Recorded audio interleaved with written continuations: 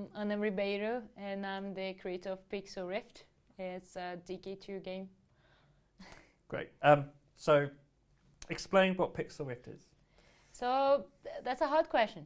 I'll try to explain as quick as I can. So Pixel Rift is a game about being a gamer. So you play your favorite game, which is a 2D jumping game, inside the virtual world in the body of other person. So you play this game, and this game evolves and changes, and you play back in time. So it's a kind of a trip through the video games history and the nostalgia of the 80s.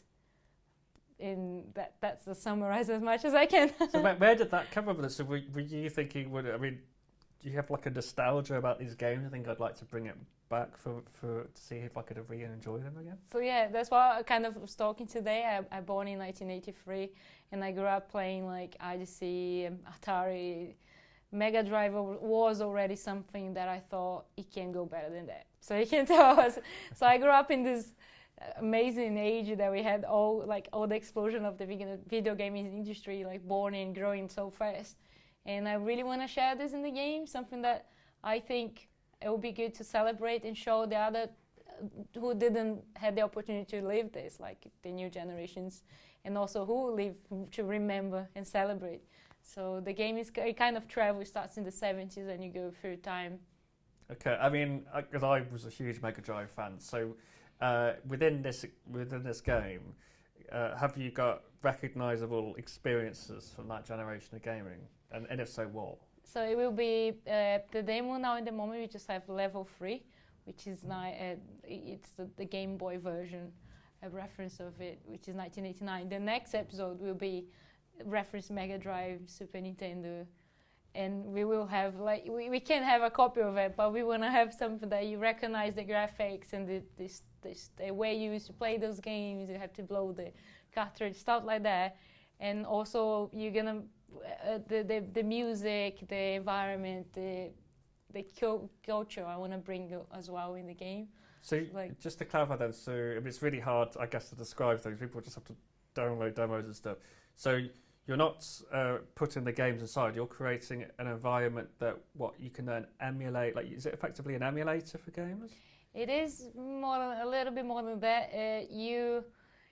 I'm simulating the world, so you travel to this world, and you play the game also. So you have to complete that game, which is the arcade game that you're playing. In that demo, for example, you playing a Game Boy at school. So you playing a 2D jumping game in a Game Boy, but in your world, your teacher's giving a lecture. So it's a game about you have to balance your reality so you can complete that game.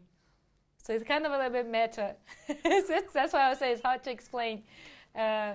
So basically, Pixel Rift is the game. I can show you my phone. Okay. So Pixel Rift is the game you play in the Game Boy and in the consoles that through time. And this game changes and evolves. But okay, so also your life changes. I've spoken to some people today about virtual cinema. So you're watching kind of old classics, but in completely new theatre environments, virtual cinema environments. I thought it was going to be something like that, but it doesn't sound like it's not. Pixel Rift is the game that you're now playing on that, or the Mega Drive, or whatever, the SNES, or whatever, the Game Boy. And you have to play that game, and you have to complete it. And then you play with a controller like a game. Right, okay. But you have also the world as one of the other gameplay mechanics, which it's like a game, a life of a gamer. It's playing how it is to be a gamer, because every time you're playing games, there's always something on your way, another layer, not just a game, but something's happening in your world, or you have a boyfriend, you have a mother that keeps telling you should go to school, or whatever, you know, there's always something that puts you another step.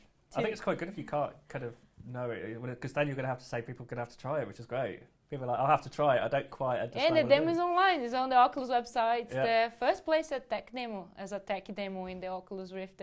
The share on the Oculus Rift website. And it's on our website as well. The name is there, and everyone's playing it. It's pixelriftgame.com. Everywhere you can find it.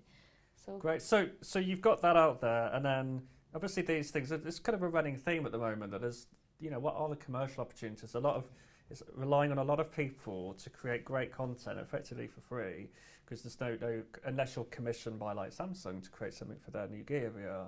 So do you have like a longer term business plan? Do you maybe hopefully when there's a big enough market, people like might buy each effectively kind of level to this whole experience? So we the demo is online now. It's just like a free version. It was a project I did from when I was at the National Film and Television School as a student project. And now I'm working to a releasable version and now I have a staff, I have 2 people now in the team officially, and we're gonna work with some freelancers, so now I'm not alone.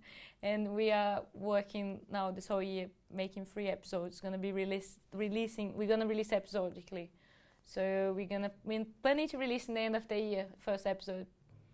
It would be nice if Oculus is released together, but we are planning also to have a PC version. So we don't want to rely on that, because we realize the game is made for VR.